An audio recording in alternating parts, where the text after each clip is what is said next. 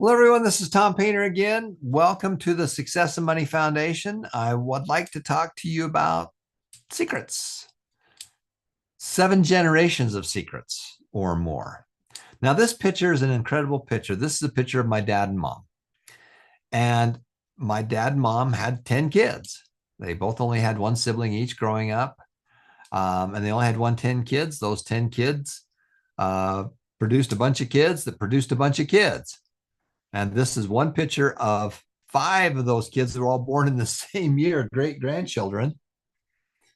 And you can see my son is the one that's got his thumb, he's crying there. The rest of them are, looks like all girls there, and then him.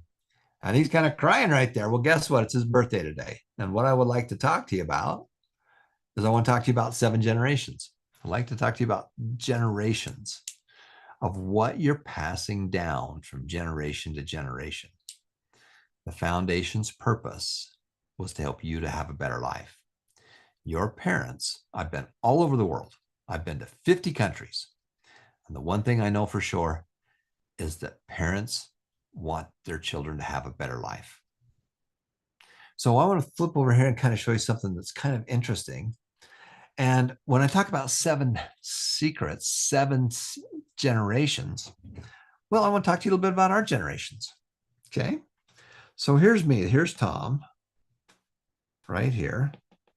That's me. My son Brandon is one of my 5 children, but it's his birthday today. So I'm going to use Brandon here. My dad's name was Jim. His dad's name was Fred. His dad's name was Charles. And his dad's name was John. And then I have grandchildren too. So that gives us our 7. That gives us grandchildren down here. We've got 4 grandchildren right now. But what's amazing is in our family, we have journals. We have family histories. We have filing cabinets of things that we've kept over the years, all kinds of stuff in filing cabinets. We have bookshelves. We have books. We have histories. And now we have a lot of this stuff that's online on the computer. And I've been thinking a lot about this because we're working on a new book about Johnny Appleseed. And Johnny Appleseed real name was John Chapman. Now, I'm related to a John Chapman. I don't know if it's the same John Chapman, but we're all family and we're all related to each other anyway, aren't we? Sure we are. We're one big family. If you're on this earth, you're part of the family. But there's a true story about a guy named John Chapman, and he got a nickname called Johnny Appleseed, and it's a true story. He was a true person. He was born around and grew up during the Revolutionary War, 1776. And it's a story about how he survived that and how he planted apple trees and the systems that he used and the programs that he used to be able to do that. And what's so cool about that is that there's all kinds of books written about this guy. He was a real guy. Now, they've made him into a fairy tale, which is great for kids, but he was a real guy. And he, in today's standards, would have been a multi-millionaire. And he started with nothing. And so I want to talk to you a little bit about 7 generations and what are you handing down from generation to generation. And the most important part is, why are you here? Why are you here in the foundation? And what is it that's in this foundation that's going to help you to help your kids, your nieces, your nephews, your people in your church group to have a better life? What is it? Well, if we ask the question, what's more important, money, knowledge, or experience? And if you could only have one of those 3 things to give to your children, would you give them the money? Would you give them the knowledge? Or would you give them an experience with the money? A good experience with the money, a bad experience with the money, as long as you learn from it. And when you look at it that way, what do? We usually just give them the money. Hey, the parents died. Here's the keys to the Ferrari. The kid goes, takes it out, piles it into a tree, probably kills himself. Okay. Giving him money isn't the answer. There's a saying that says from shirt sleeves to shirt sleeves in 3 generations, or from rice paddies to rice paddies in 3 generations, which means the first person figured out how to make it. The second person probably enjoyed it or kept it where it was at. And the third generation just spends it and they're gone. And you're back to shirt sleeves. You're back to rice paddies. Because they passed down the money, but they didn't pass down the knowledge. They didn't pass down the know-how, and they didn't pass down the do it. They didn't pass down the experience. So as I've been thinking a lot about generations, I've got some stuff I'd like to show you and tell you a little bit about. So here's me right here. And what's so cool about today is that it's my son's birthday. And we have some grandkids underneath that. 2 days ago, it was my dad's birthday. And in 2 days from now, it will be Warren Buffett's birthday. My dad would be 95 years of age if he was still here with us. Warren Buffett is turning 95 in 2 days from now. My son, believe it or not, I think he's turning like 20, 25, 26. I hate to look at it. 27, turning 27. And as you look at the history, well, Johnny Appleseed's up here. John Chapman's up here. But my great-great-grandfather, and again, the secrets of the family were handed down in journals, in family history, filing cabinets, books, whatever it was. This guy remarried and basically gave all the money to the new family and all the secrets to the new family. His son, Charlie, had a farm, but he did not know how to make it grow. And guess what? He lost it to foreclosure. My great-grandfather, Charlie, lost the family farm to foreclosure because he didn't have the knowledge. He didn't have money, enough money, and he sure didn't have the experience. Because there is a ton of things that he could have done to keep that farm. He could have done a joint venture with another partner. He could have sold off part of it. He could have sold off the water rights. He could have sold, there's all kinds of things he could have done, but he didn't have the knowledge because this guy right here was a putz. This guy was not a good guy right here. My great-great-grandpa John. He remarried and he left this side of the family gone. Losing the family farm had a massive impact on my grandpa, which had a massive impact on my dad, which has had an impact on us. What was the impact? Was it financially? Was it about the money? No. The knowledge, yeah, we've learned from it, but it made us do things. That experience made us do things. So the things that were important to my dad was a direct result of what happened to his grandpa. Now you look at your family and you go up a couple levels. You go up to your parents, your grandparents, your great-grandparents. What are they passing down? What are you passing down to that next generation? What are you passing down? What was passed down to you? Now, some things happened. So my great-grandpa lost the family farm, which made a massive problem for my grandpa. My grandpa literally got up and moved to another town, another city, so he could find work during the Depression. My dad was born in 1930, so my grandpa moved to this other city and worked in a factory, in a cheese factory. But it was so dangerous that he literally carried a knife when he'd walk home after work because it was dangerous. And he had two children. My dad was one of them and my aunt was the other. And they were very young. The World War II started, really started. The Great Depression really kicked off in the late, and really about 1930, right? Pretty much when my dad and mom were both born. And they grew up during that depression. So their thought process of how they think about things was created because of problems that were handed down from the great grandpa, who was a putz, that affected the great great grandpa, that affected my great grandpa, that affected my grandpa. Those things were handed down. Now, luckily, my grandpa wanted a better life for his kids. So he moved back to the little town that we grew up in, that his great grandparents were from. And he and his brother moved back, and they found a service station, this little gas station that had 2 bays. And my grand uncle, my grandpa's brother, was a pretty good mechanic. And they would literally go to the little towns around where we lived. They would go knock on doors. They would look at fields and see if there was an old car. During World War II, you couldn't get parts to fix stuff. Very hard.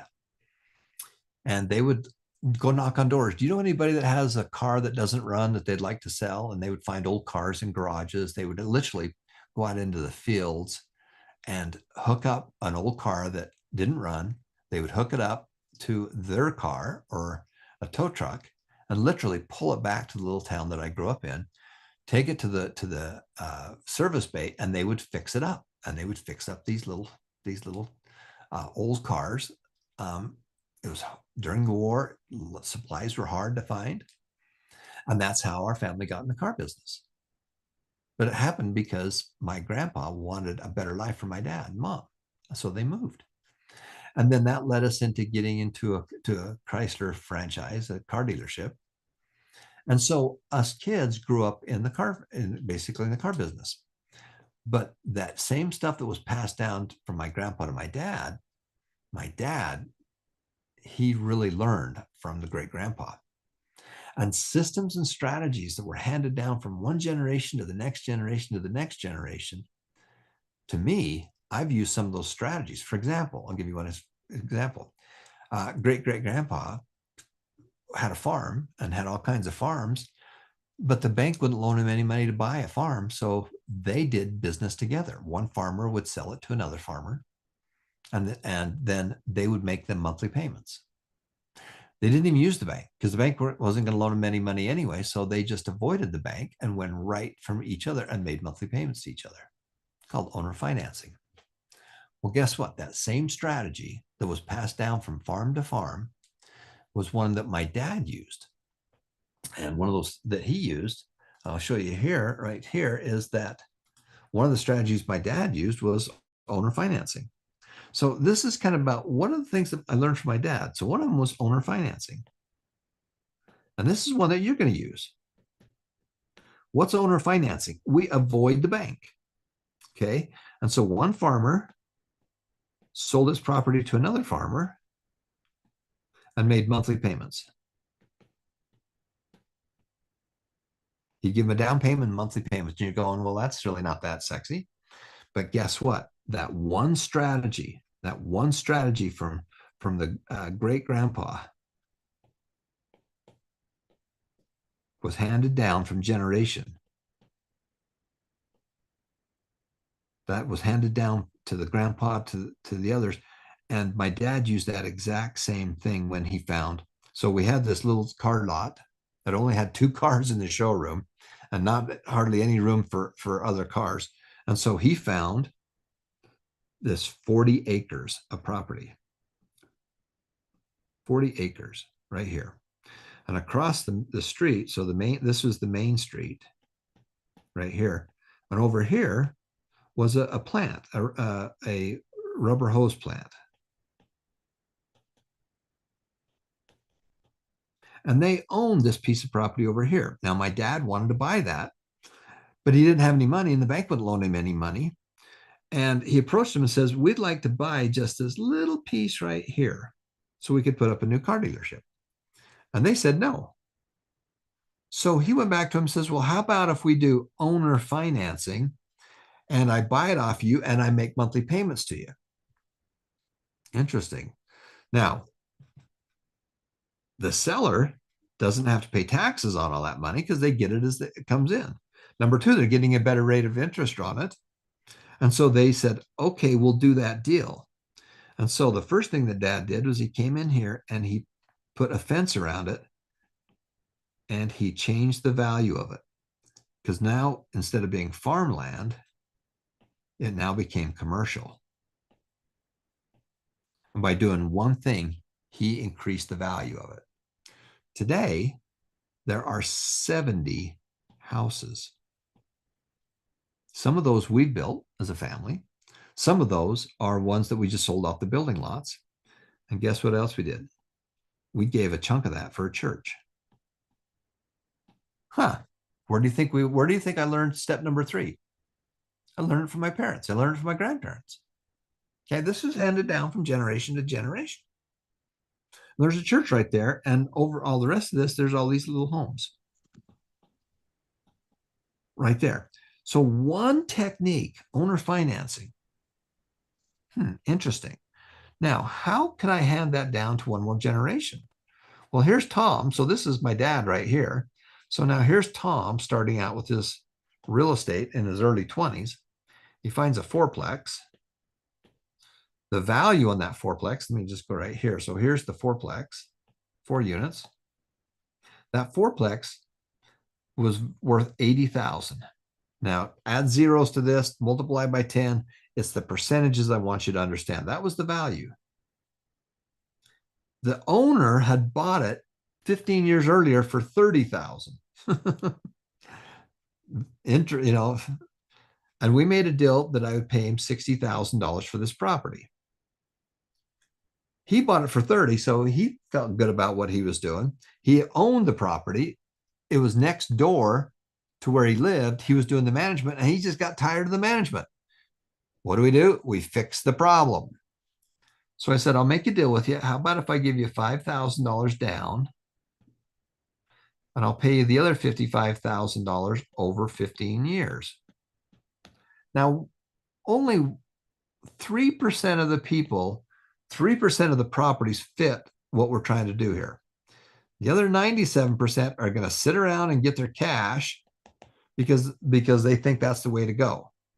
3% are going to do what we want to do. And this doesn't matter if they're doing $100 million deals. When these big organizations that I do joint ventures with, it's the same 3%. I don't care if it's a piece of land or a house, a fourplex, a eightplex, or a 60 unit property. And so when I talked to him, I says, well, what are you going to do with the money? And he says, well, I'm going to take it and put it in the bank. Well, what's the bank going to pay you? Well, the bank's going to pay me 2%. He was older, he had been retired, and he didn't want, he wasn't going to put it in the stock market or anything else. He just wanted it there. Number 2 is, if I gave you $60,000, you're going to have to pay taxes, because he bought it for 30 and took all the depreciation out of it. He's going to have to pay taxes on that. And he's going to have to pay about 20% or $12,000 in taxes. Well, that sucks. I don't want to do that. So, well, what is it you really want to accomplish? It was a great man. His name was Dell. Great guy. What do you want to accomplish? I want the monthly income. This is a money tree. Okay. And he'd grown a money tree. I want the monthly income with no management. So I made him a deal, and I says, okay, I'll do that. It'll be $591 a month, $591.03. Now, the property was renting for $800 a month. I owe him $55,000. The day I bought it on the first of the month. Well, guess what? I got $800 in deposits and $800 in first month's rent, because it was the first of the month. So I got $1,600. So my down payment was really only $3,400. So I really had to come up with $3,400 because I got credit for the rent and the security deposits, because when the guy moves out, I got to give him his security deposits back. So they became mine. And I made him payments for all those years. And guess what? A handful of years later, and it was at 10%, which was high. But wouldn't he like to get a 10% rate of return versus a 2%? Over time, I paid him as much in interest as I paid for the property. When you buy a property, you're going to pay for it like 2 to 2.5 times more over time because of the interest. Okay. It was a good deal for him. It solved his problems. It was a good deal for me. So I got into that property with very little money down. And we paid him over time. When the interest rates went down, I went back to him and says, hey, I could go pay you off, or because the interest rates have gone down. And so we reduced the interest rate down to 7, and I paid the whole property off in about 12 years. Now, what's happened? Now I have a money tree. I have a money tree that's producing revenue every month. It's producing positive cash flow. And you're thinking, well, that's not that big a deal. Okay. But I bought this in 1984, 1983, actually. Wasn't even married when I bought it. Fast forward to 2022, I think it was. Something like that. I'm just going to use that number. That property's gone from 60,000 up to 490,000.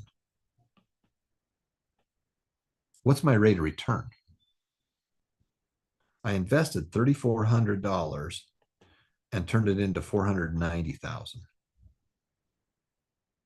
That's the power of long-term real estate. Okay, because it went up in value. So that's a massive rate of return. Remember, we talked, you get a great rate of return on your money. Now, that's just one money tree. That's part of the orchard. Well, guess what? That same technique that my dad used to do the family dealership, which was the same technique that we used to buy farms, I also did that, and I did it 20 more times, 24 plexes. I bought those fourplexes for 250,000 with very little down. Over time, they went up to be worth 500,000. The rents made the payments, so the loan went from there to zero. So these all got paid off. That loan got paid off. So there's 0 loans on it over 24 years. Long time to build it. But guess what? My profit is $500,000 times 20. And that's how we made $10 million. And we gave 3 of it to the foundation. So one little technique that we used to buy farms for the great-great-grandpa was handed down to my dad that we used to do businesses. We also used to finance cars doing this one technique, which is the same thing that I used to buy one house, or excuse me, one fourplex, which is what I used to buy 24 plexes, and how we made $10 million. So what are you passing down? What are you passing down? What are you learning? Now, my dad did some more research and stuff, but he learned one little technique, and then we used that technique over and over and over again. The more techniques you know, the more knowledge you know, the more options you know, the more models you know, the more tools you have in your tool belt. And then when you find a good deal, you can go make those deals work. Now, why am I telling you all this about the 7 generations? Well, because those same techniques are techniques that we've used. One more technique that my dad did, 1984 or 1984. Remember, I'm one of 10 children. I'm one of 10 kids. He had 12 grandchildren. And we had a car dealership. We made the vast majority of our money on real estate, not in the car business. We made it with real estate. But we had a tow truck. And what my dad did is we took the tow truck and we gave it, here's a tow truck. We gave it to the grandkids. And then the tow truck made money. You know, it made money doing stuff. Okay. So it made money. So money came into the grandkids' accounts. And so now all grandkids, each of these grandkids all have an investment account or a sub account.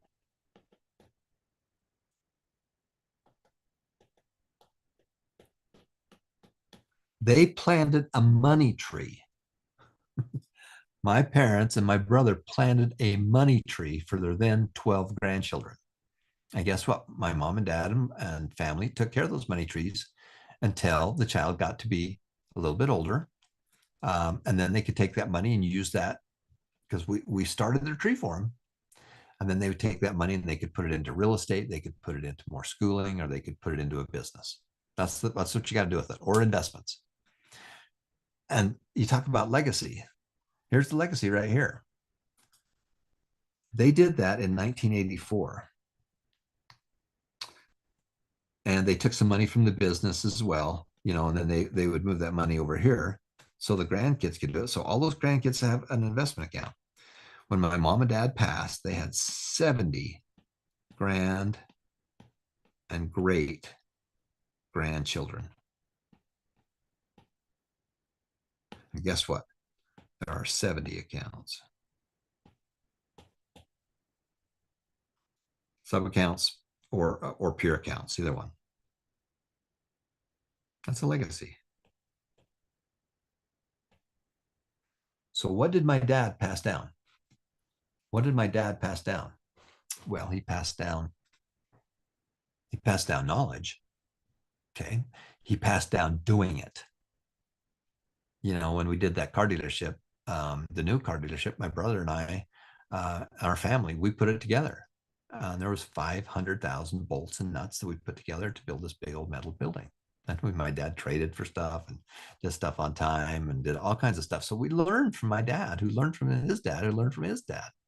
So that stuff has been handed down. Well, guess what? All my kids have investment accounts. My kids have businesses. My grandkids even have investment accounts. I'm planting trees for them so that they will get a head start. So they don't have to just plant a seed. They've already got a tree. Guess what? Those trees are already grown and they're producing fruit. And it's produced some more orchards. That's what you're trying to do here, guys. That's what the foundation is. Now, my great-great-grandfather was kind of a putz. He was a bad example. But my great-grandfather learned from that. My grandfather learned from that. My dad learned from that. I learned from that. My kids learned from that. And the foundation, you wonder, well, where did the foundation come from? The foundation came from our family. It came from the journals. It came from the filing cabinets. It came from the stories. It came from the bookshelf. But it really came from doing it. From doing it. So as a young man, I got a job at a couple ones. First one I did was working down at the family dealership, not even fixing, just sweeping the floors and cleaning the bathrooms. And one day I asked my dad if I could get a raise, because how old do you have to be when you get a raise? And he says, without missing a beat, he says, when you solve bigger problems. Well, it's not how old you are, it's what kind of problems you add, what kind of value you add. Oh, and that came to like a 13-year-old kid. We had this Coca-Cola machine, and there was, when you came to work, the first thing you do is you'd open up the Coke machine and you'd put new Coke in it. You'd actually fill it up so it was clear full, so the drinks could be cold, and you'd always just grab one. I'm gonna get a cold drink. Well, one day I did that. My dad and I was sweeping the floor, but I wasn't sweeping it very good because I had a Coke in my hand. Dad said to me, "Hey, son, go punch out so you're not on the clock. Go have a break, drink your drink, and then when you're ready to work, you go punch back in and go back to work."